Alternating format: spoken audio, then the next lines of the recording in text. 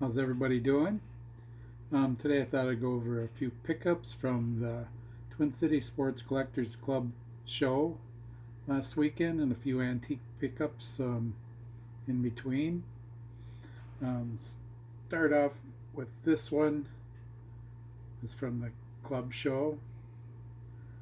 Mickey Mantle's Restaurant, New York. Beer glass.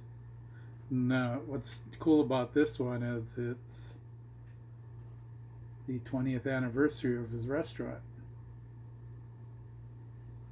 So I thought that was pretty cool. Picked that up from a guy. I believe I may have sold the same one to him, 10 years ago, but looks awful familiar. Next up, we have a Minnesota Wild Coca-Cola puck. It's a Viceroy puck made in Canada. And one more hockey item. Gump Worsley thermal mug. Twin City Federal.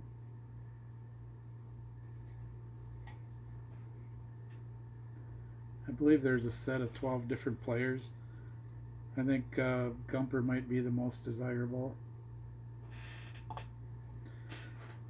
And then a few pickups that I hadn't shown from Rochester Antique Show. I picked up a few tickets there.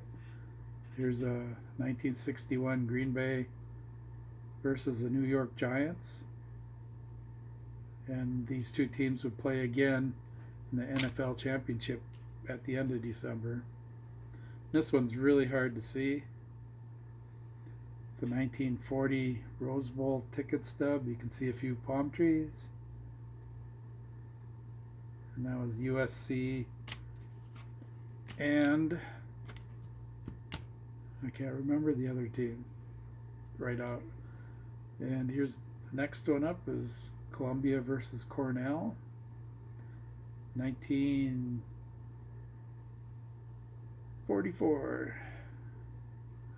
Bright big letters up there. How can I miss them? And I had two of them. And these were student tickets stamped on the back. Next up, a couple programs from the club show. Here's 1958 St. Paul Saints against the parent they're Los Angeles Dodgers by 1958. It's pretty cool. It's got all the Dodgers in the lineup. Pee Wee, Duke Snider, Sandy Koufax, although I heard Sandy didn't pitch, but I heard that from a guy that was at this game. He said Snider hit a home run. Next up, 1960 St. Paul Saints versus the Minneapolis Millers.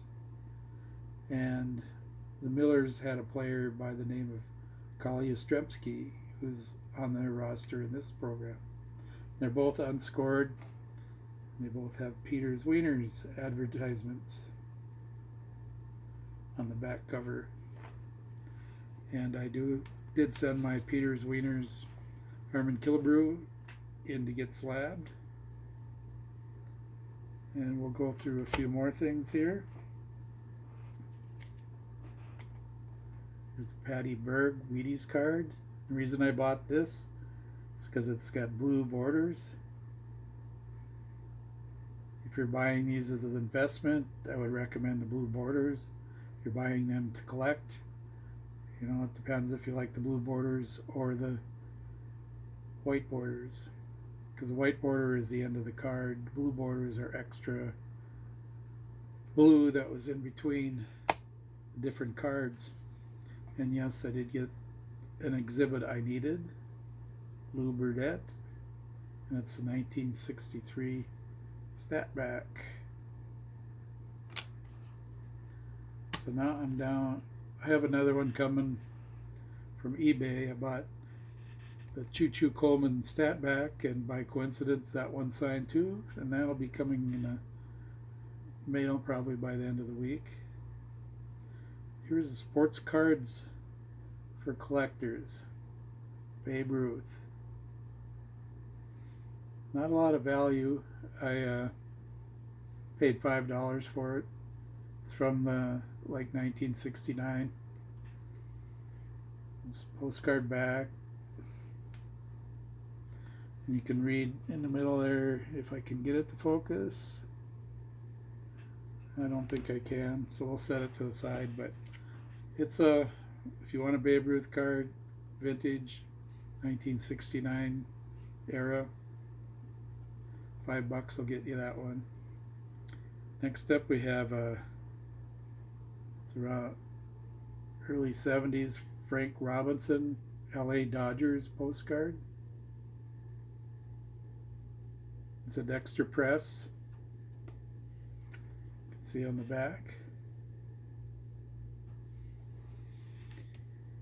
And this one, I picked it up because it's Roberto Clemente and it's a team issue.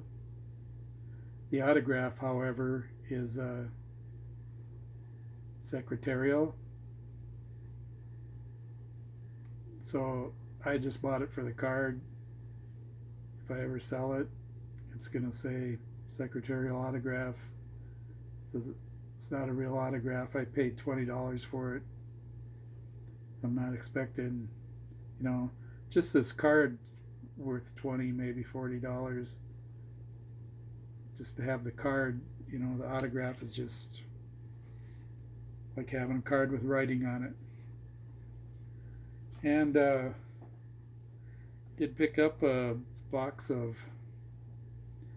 Ted Williams shotgun shells from the old Sears packaging. 20 gauge. And it's the yellow shells. What's cool about these?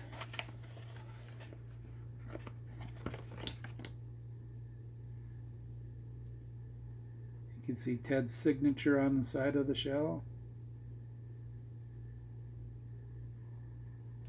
And also on the bottom of the shell.